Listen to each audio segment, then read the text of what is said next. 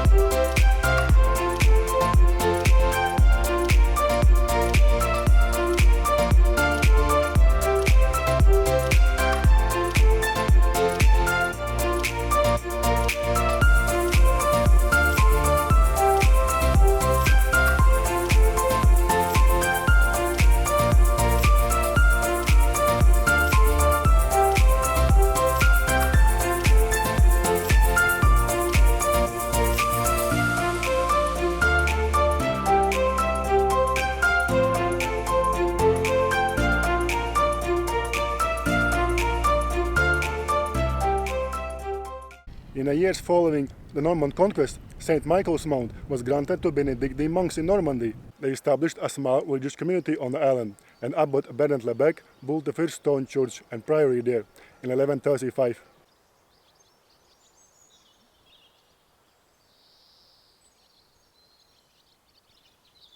The community was briefly disrupted in 1193 when Henry de la Pomeroy took control of the island, and it was around this time the castle on island was built. It was a significant structure with the square towers, a large gatehouse and substantial curtain wall.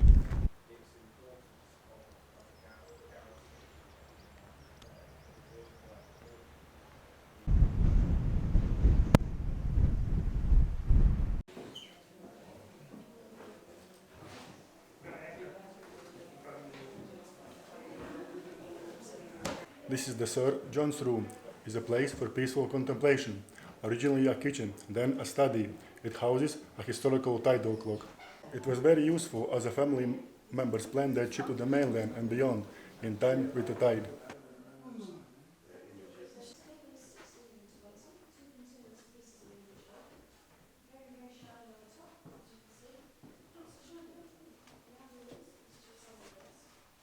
So this is the library, as you can see. It is originally as part of the 12th century monastic buildings. From 1780 you will find castle's residents relaxing here, playing intimate games of chess, draughts or cards, or taking time to read.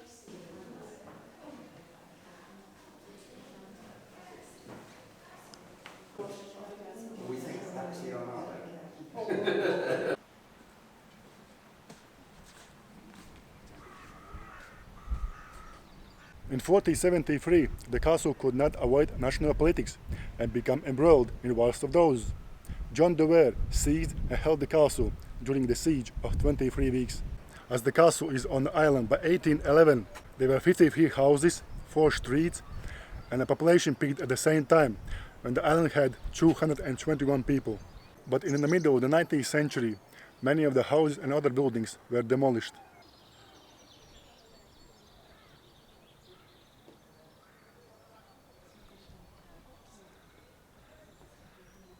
Did you know, guys, there was an earthquake in 1755 in Lisbon, which caused a tsunami to strike a Cornish coast over 1,000 miles away, and the sea rose 2 meters in 10 minutes at St. Michael's Mount, ebbed at the same rate and continued to rise and fall for 5 hours. If it rose for 2 meters so high, I think that the whole harbour was flooded, and maybe some buildings which was there. So, yeah.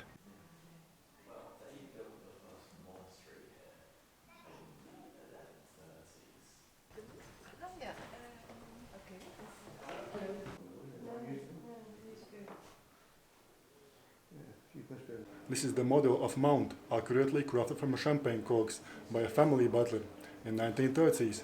He spent 49 years working on this model. Also, there is a mummified cat, one of the weird and wonderful curiosities brought back from family travels to Egypt.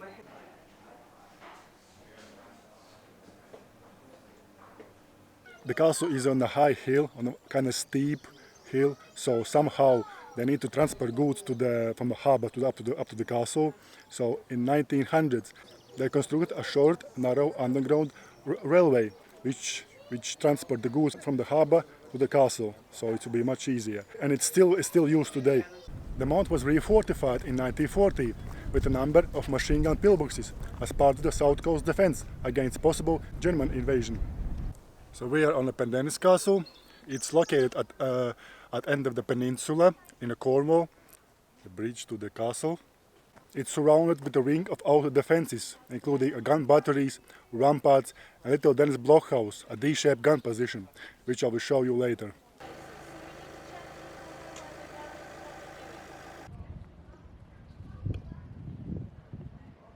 So Pendennis is not the real castle. It's an artillery fort which was built from 1539 to 1545 by Henry VIII to protect against invasion from France and the Holy Roman Empire, and with the help of St. Mew's Castle.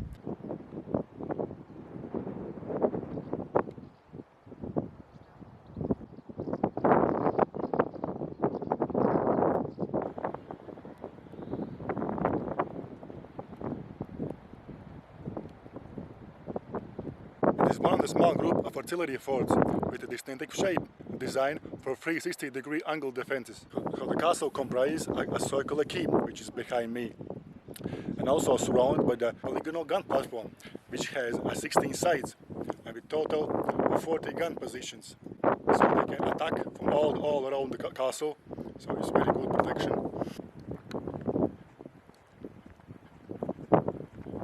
The original circular keep and gun platform was expanded at the end of the 16th century to cope with the increasing Spanish threat, with a ring of extensive stone ramparts and bastions built around the older castle.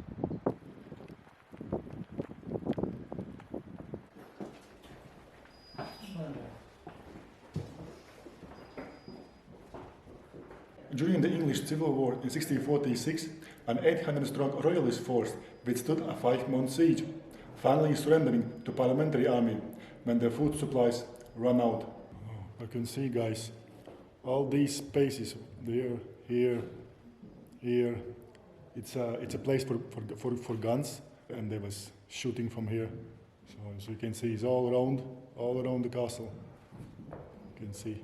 In the 1730s and again during the 1790s, Pendennis defense being modernized. The castle guns were replaced and ramparts were rebuilt.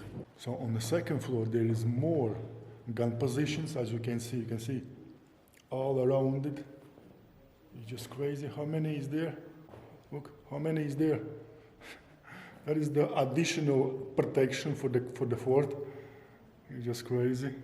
In the First and the Second World War, the castle was the headquarters of the Falmouth defences. It concealed a battery observation post, and it was controlled by the half-moon battery guns, which could fire up to 40 miles out to the sea. This is the battery observation post. So there was the soldiers there, and they was looking for the enemy. You can see through these windows. They was looking for the enemy. And the soldiers, maybe it might be a soldier, so might higher ranked people who has a very good eyesight, so they can see very far and very good the enemies.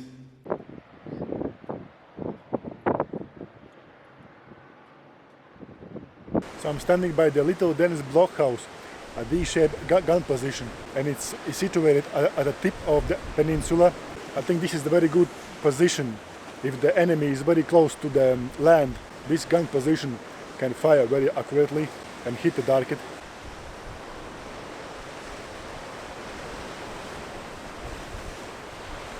Okay guys, that's it for today. Thank you for watching and thank you for subscribing my channel. I will see you on next video.